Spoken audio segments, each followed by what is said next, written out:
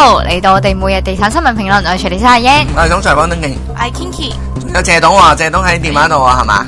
係今日係啊，今日我哋叫齊人嚟咧，就係因為一陣仲有幾個董事同埋設置喎。點解我哋咁大陣仗咧？就因為要做算係特別節目啦，就回應呢個 SSD， 琴晚。推出一個新嘅 SSD， 咁啊相當重手啊嚇，咁啊變咗就阿英講講內容先好唔好？好啊，咁咧呢個嘅政府又推出咗呢個兩招壓樓市啦，咁分別咧第一招咧就係呢個額外印花稅嘅適應期，咁咧會由呢個2年咧延長去到3年嘅，咁首半年嘅轉手稅率咧由15% 加到去20%，咁半年至1年咧係啊，咁啊由10% 嚟去加到去呢個成15% 㗎，咁1年去到3年咧，咁啊由5% 咧就加到去10% 嘅。以前去到2年嘅，係啦，而家去到3年啦。咁變咗咧就係話，尤其是喺後半期嘅相當重手啊。咁呢個就如果初步睇就，如果呢個做法咧就會進一步令市場上樓盤減少，當係樓市向上嘅時候。咁但係我哋詳細我哋係一啲同事，即係反映咗之後咧，我哋再評論啦。咁好啊，我哋第二招又點咧？係啦，第二招咧就話對外地嘅買家咧徵收15% 嘅印花稅，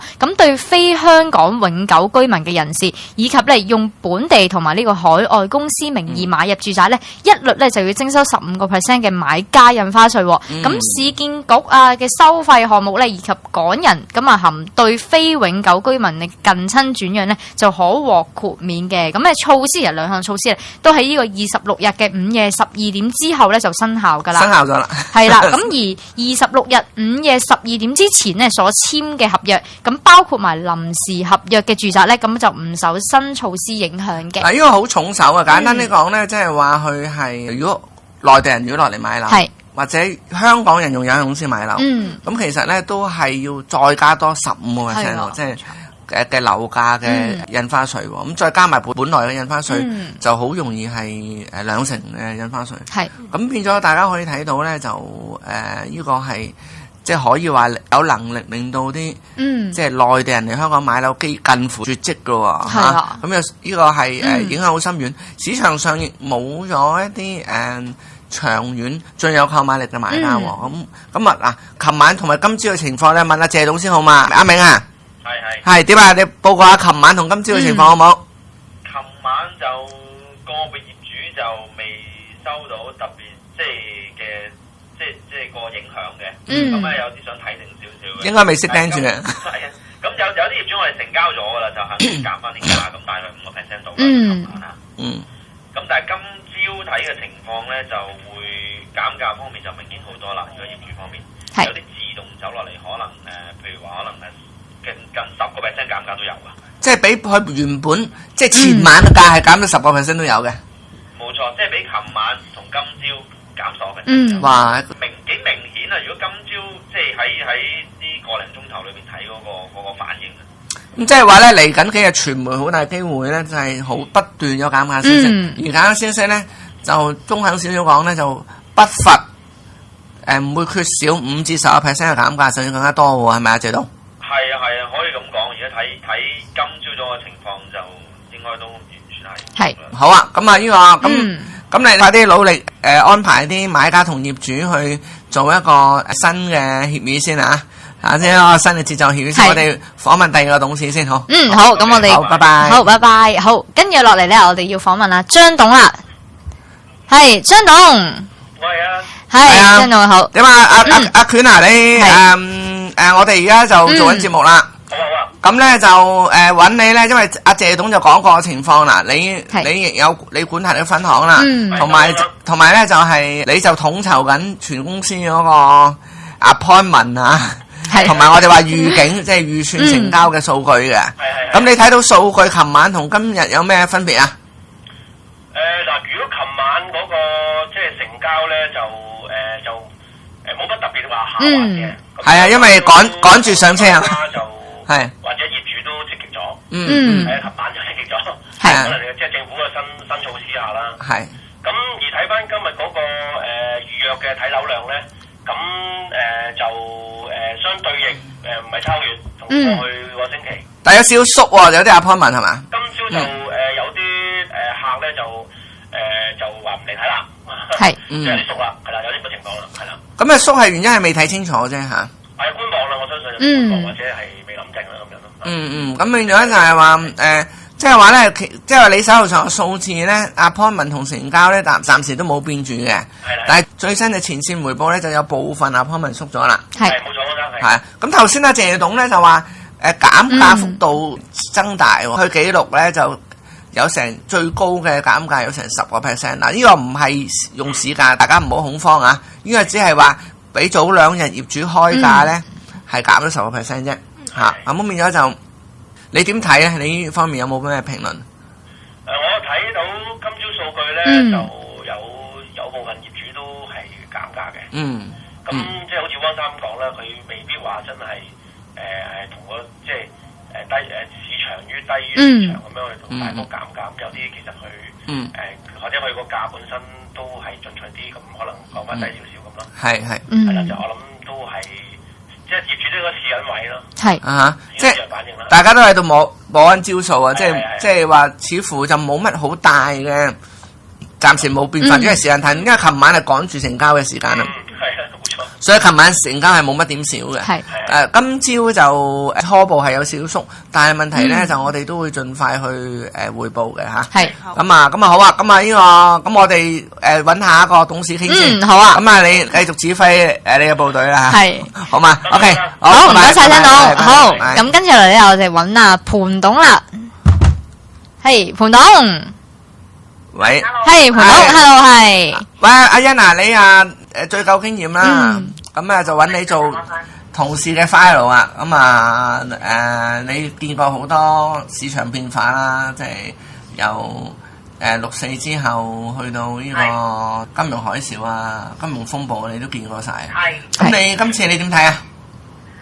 今次就一定個市場即出咗嗰個消息之後，都一定有啲心理上嘅影響咯。咁就佢見到琴日咧，就當宣佈咗之後咧，咁都見到有啲業主咧，即係早排比較嫌棄比較高少少嘅業主，都會面對到呢個可能壓力啦，都主動地有啲自己會打嚟減價，又或者可能有啲客人即試下還價，佢哋都可能都比之前嘅反應好，都肯有啲回應。業主嗰方面就好明顯就有得減下價錢。咁而買家咧就兩派嘅，一派如果佢觀望開，覺得樓市會跌嘅嗰班咧就更加開心，但係有啲可能就反而積極咗。我就見有啲客好似出咗多咗嚟睇啲盤，問下有冇平，即刻想問有冇平嘅就。係啊！如果睇唔好或者好想留下電嗰啲就好開心。我見到琴日有啲討論區話I love CY， 咁咧就好俾你睇到起就仲用力。咁咧就講笑話。咁啊咁你喺前線睇到啲咩反應咧？除咗頭先嘅之外，可唔可以再補充啊？如果因為咁啱佢琴日宣佈嘅時候，同喺星期6日咧嚟緊 AP4好多預約睇樓嘅，咁我見嘅情況又未至於啲客唔睇喎，又冇話 cancel 啊新聞喎，即係都照嚟睇喎。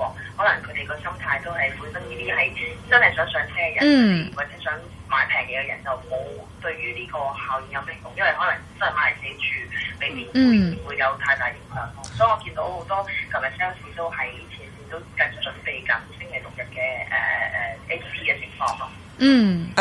我都會形容就係話政府今次唔係想懟冧個樓市，而係想好用力咁阻止樓市向前嚟，留翻啲空間時間俾後邊本來上唔切車嘅人上車嘅。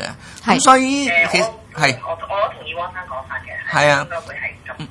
咁所以變咗咧，就有心上車嘅人應該掌握呢個時間。咁啊變咗就因為啲物價會升嘅，即係政府無論點都好，佢最多控制到香港某一啲嘅事物，甚至物價，但控制唔到環球嘅物價啊嘛，環球物價係上升嘅，咁變咗就係話，無論有幾大風浪都好咧，其實就都係應該都係量力而為入市，其實都冇問題嘅，我覺得係啦。咁啊好啊，咁啊呢個係啊，咁啊好啊，咁我哋又俾你休息下先嚇，我哋好多人要等你去指揮噶啦，因為呢個市場重新嚟過啊。咁啊好啊，咁你努力工作先。係啦，唔該曬盤董，好唔該。拜拜。好，拜拜。好，咁我哋跟住落嚟咧，就呢個訪問下我哋阿 Joyce 先啦。係啦，屯市 Joyce 咁啊最前線啦。係，好 Joyce。係你好，Joyce。Joyce我哋訪問埋你咧，就因為你喺團市啦。咁你喺分享團市咧，就都算係市場嘅最前線啦。係。咁你睇到啲咩啊？其實今早我哋開始已經啟動咗咧，其實有啲業主已經係開始減價嘅。即係都係第一時間係做咗減價先。咁跟住但係因為我哋琴日有啲個 appointment 咧，其實有啲客都已經係有啲騰騰地。即係睇樓想睇定啲先。即係市場有兩種嘅變化啦，譬如買家同埋個業主啦，但係業主我哋今早減價都有啲係5%咁樣減。但係頭先有啲同事同我講話，咦前線又多咗少少新客喎，即係新客蒲頭去，即係會唔會有啲人想趁呢個機會定少少嚟入市咧嚇？係。嗱，我哋就覺得，因為佢啱啱而家琴晚實施咗都，今早都係一個好短嘅時間啦嚇。咁就即係假期咗嚟講咧，就通常係下晝係會比較上繁忙啲，同埋會旺啲嘅。咁如果你就話即係我今日都有親自同啲業主去傾過電話咧，去傾過偈，佢哋都表示如果長遠嚟講咧，其實因為佢嗰個就算個樓有翻上好3年啦，可能長遠嚟講，其實佢嗰個都係維持翻之前我哋講個價升，即係嗰個價升量跌，因為你長遠咧可能佢供應一定係價升量跌啦。係啦。好啊，明白。咁呢個好啊，講得幾好啊。咁呢個你幫之前線開單先啊。我知你好忙啊，而家仲你要做好多單簽啊。咁你休息陣先。咁我哋再傾好唔好？好，唔該晒周時。拜拜。好，跟住落嚟咧，當然唔少得我哋呢個嘅楊生啦。係啦。今朝吵醒啊，大佬啊。係好，楊生。早晨，大佬。早晨。係楊生，早晨。係早晨。唔好意思啊，吵醒你啊。呢個我。你知好多人等緊我哋評論都唔知，今次咁重要嘅事件啦，你點睇啊？你琴晚 SSD 之後啊，我就冇機會同你長談啊，我淨係俾咗個書面，就係話講個額外印花稅嗰個細節啊。你點睇啊？係嗰個你話即係嗰個非本地居民嗰個措施咧，我覺得一早就應該要出嘅。你同意啊？即係公義上啱啊嘛？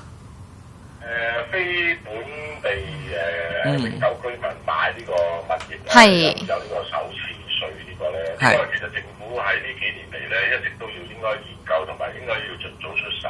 即係你都同意呢個做法啦，係嘛？係啊，因為你而家其實嚟講咧，你嗰啲我自己咁睇啦，你發展商嗰啲樓咧，你根本上有好多都，我哋見到佢哋翻內地做路演咧，就已經係。即係從呢個角度已經睇到發展商都係希望賣俾嗰啲內地居民啦，因為佢比較係富裕啦，兼且嗰個人民幣對港幣咧係有個心理上嘅折扣啦、8折啦，係咪先？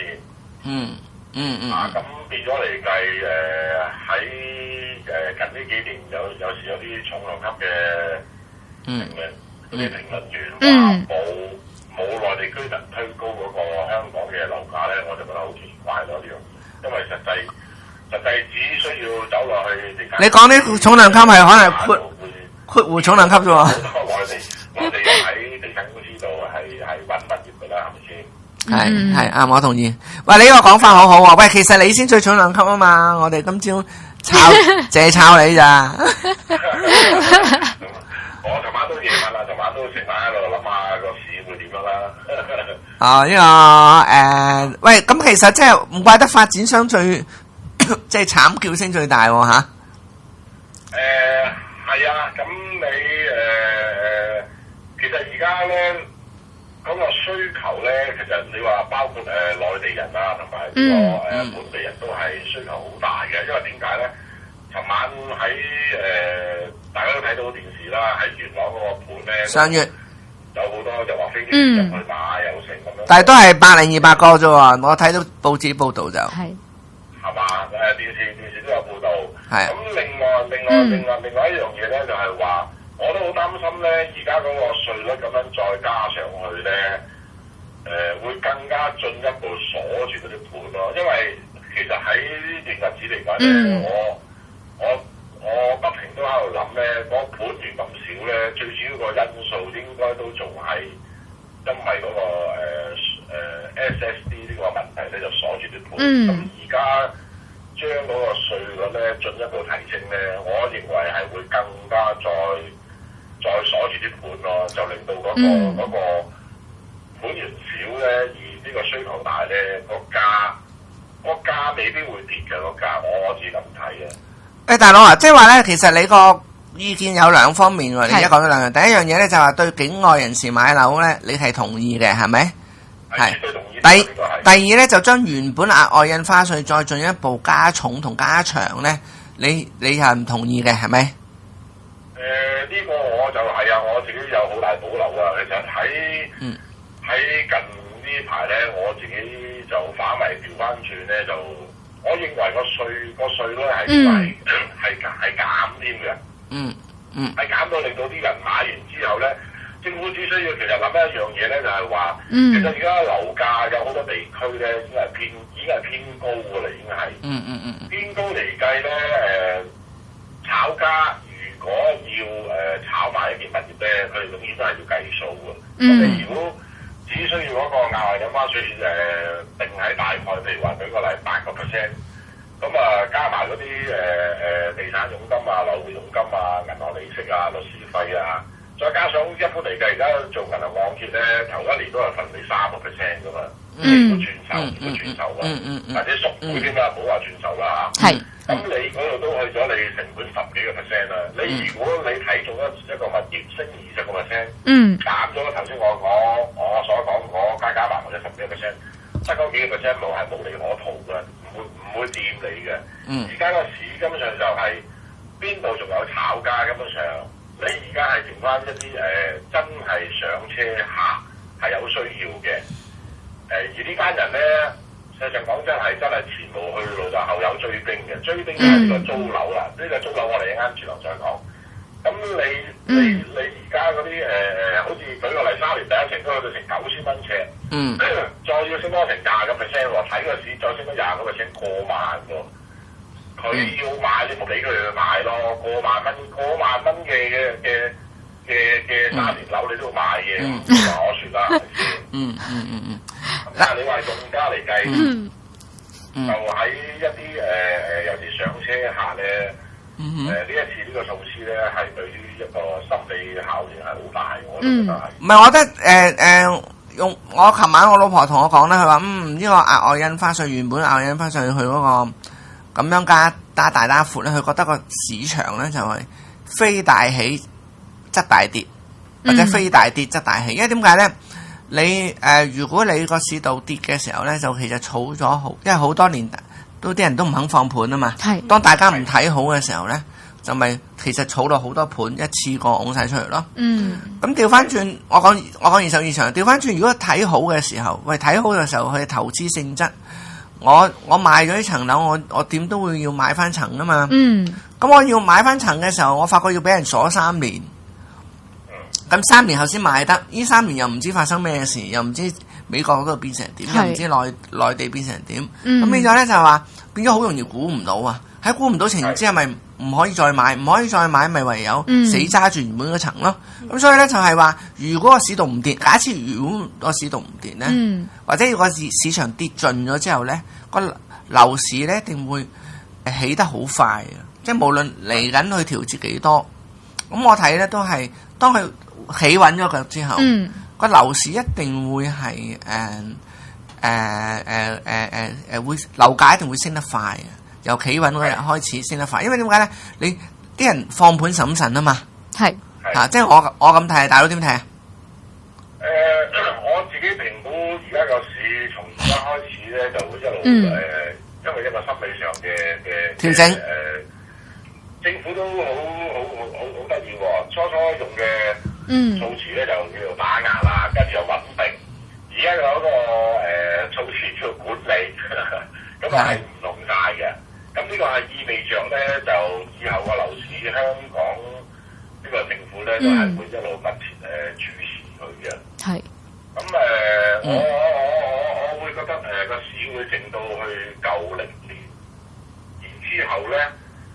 有需要嘅用家咧，係一樣都會出嚟買嘅。好啊，咁你覺得？面對一樣嘢係咩咧？你而家個租金都係升得好犀利嘅，嗰個租金啊。就算你而家喺譬如話土瓜灣區一個唔夠400尺建築面積嘅單位，嗌租都嗌到成接近9000蚊嘅。不過咁喎，大佬，有人買嘅時候可能租金會升喎，會唔會咧？係啊，咁你好啦，嗱，當你租金升嘅時候，而嗰啲未有物業又有呢個需求嘅人咧，喺佢哋個能力許可之下，亦都計算好嗰個風險。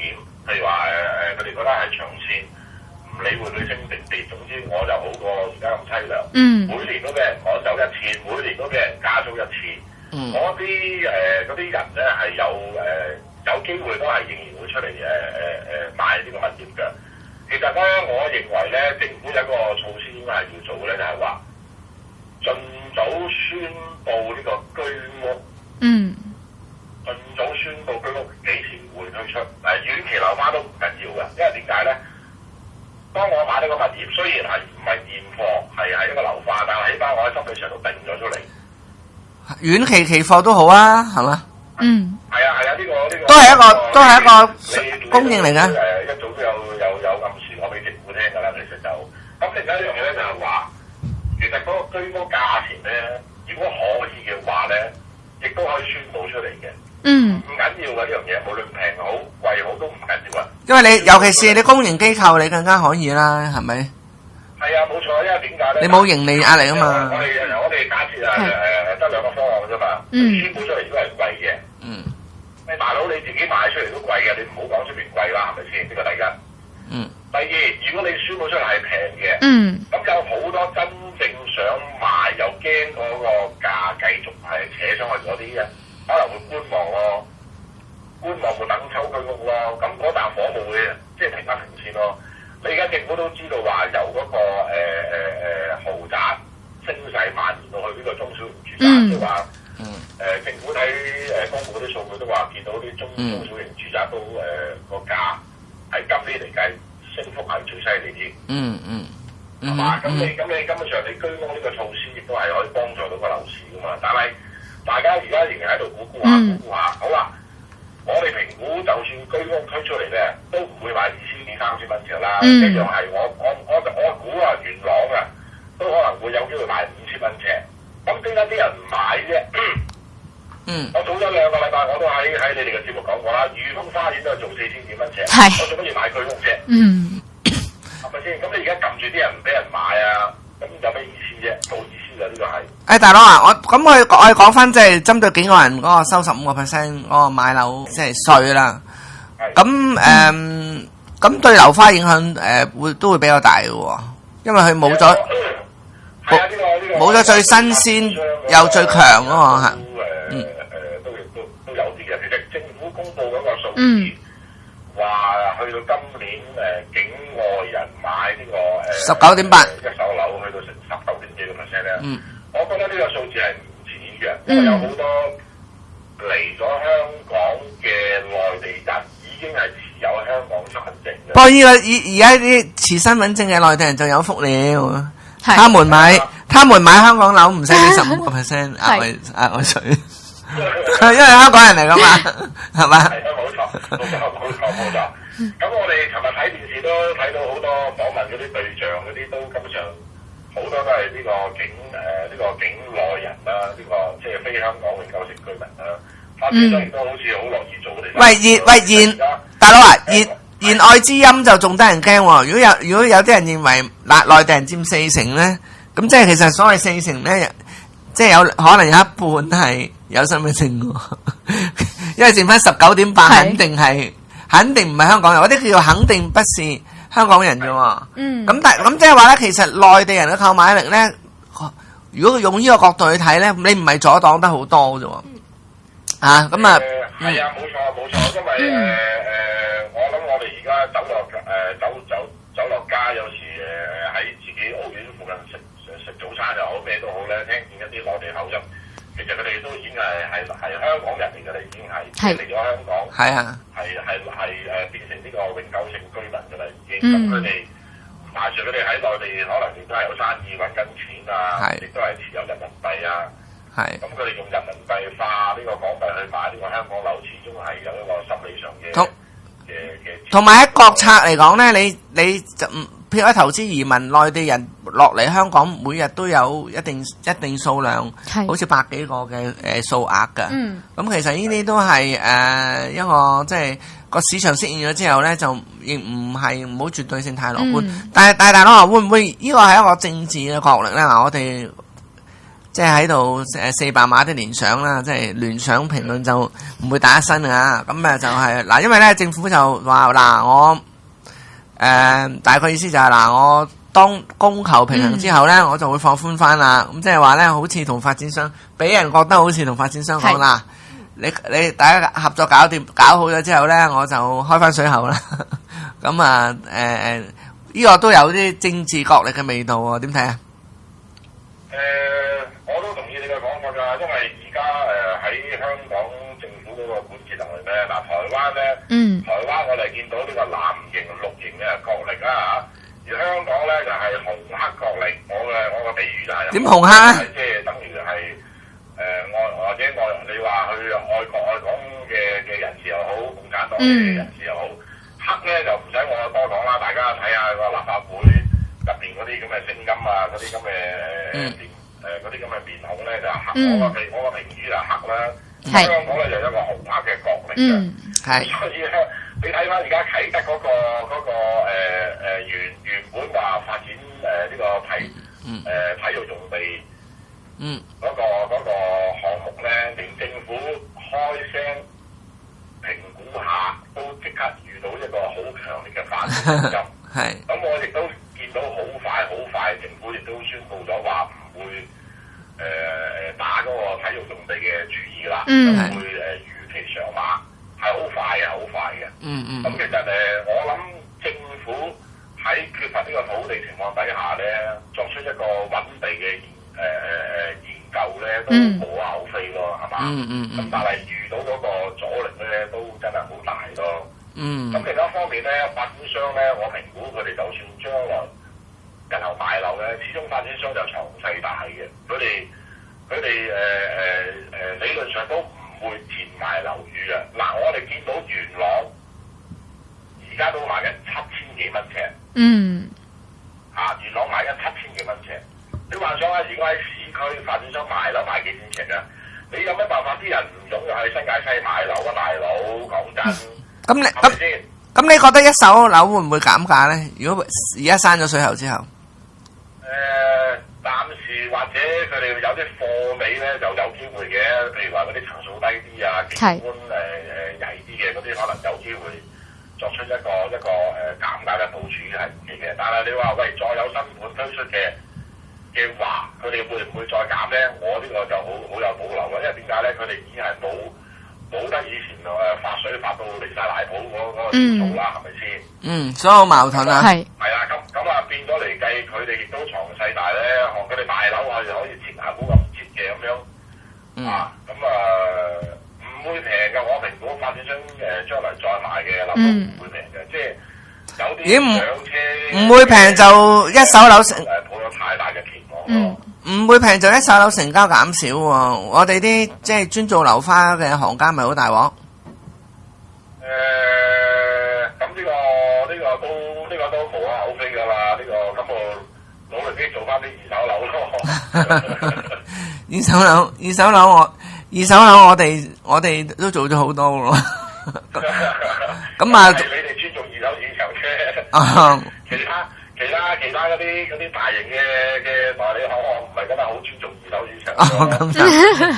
咁好啊，喂，多謝晒大佬，多謝支持啊！呢個咁早吵醒你，唔好意思啊。呢個我哋，因為我哋就你知好多人聽我同睇我哋節目啦，我哋應該係即時做翻個專輯俾佢哋參考嘅。咁啊，多謝阿高晴阿楊 Sir， 呢個我哋嘅台柱啊，幫我哋即係電話做咗個分析，好嘛？唔該晒，唔該晒楊生，好。呢個就點啊？咁問翻你哋後生仔點睇啊？係啦，呢個嘅印花稅係啊。